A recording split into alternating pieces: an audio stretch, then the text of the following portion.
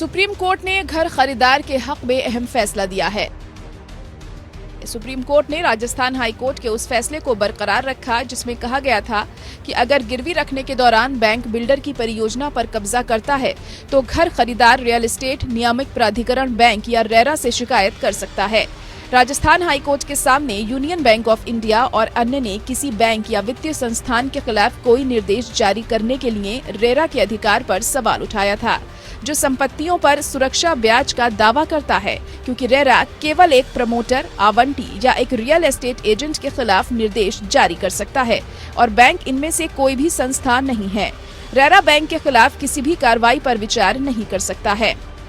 RERA और सरफेसी अधिनियम में प्रमोटर, असाइनी आदि जैसे शब्दों की परिभाषाओं का उल्लेख करते हुए हाईकोर्ट ने कहा था कि जिस समय बैंक धारा 13 की उपधारा 4 के तहत किसी भी ऐसे उपाय का सहारा लेता है, उधारकर्ता के अधिकार के वैधानिक हक की रक्षा करता है।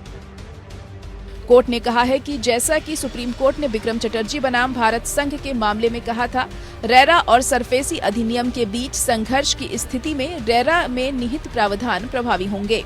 रेरा उन मामलों में उधारकर्ता और बैंकों और वित्तीय संस्थानों के बीच लेन-देन के संबंध में लागू नहीं होगा, जहां अधिनियम की शुरुआत से पहले संपत्ति को गिरवी रखकर सुरक्षित हित बनाया गया है।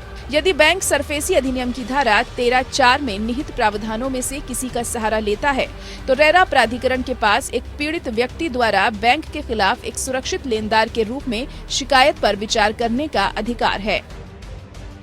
यूनियन बैंक ऑफ इंडिया द्वारा दायर एसएलपी को खारिज करते हुए जस्टिस एमआर शाह और जस्टिस बीवी नागरत्ना की पीठ ने कहा कि यह हाईकोर्ट के विचार से पूरी तरह सहमत है।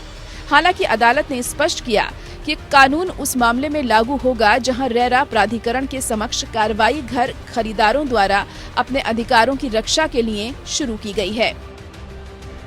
हाईकोर्ट ने राजस्थान रियल एस्टेट नियामक प्राधिकरण विनियम 2017 के विनियमन 9 की वैधता को भी बरकरार रखा था। इसने माना कि अधिनियम के तहत दायर शिकायतों को तय करने के लिए रेरा के एकल सदस्य में शक्तियों का प्रत्यायोजन अन्यथा अधिनियम की धारा 81 से प्रवाहित होता है और इस तरह के प्रत्यायोजन को विनियम 9 की अनुपस्थिति में भी बनाया जा सकता है। सुप्रीम कोर्ट भी इन निष्कर्षों से सहमत था। Bureau report.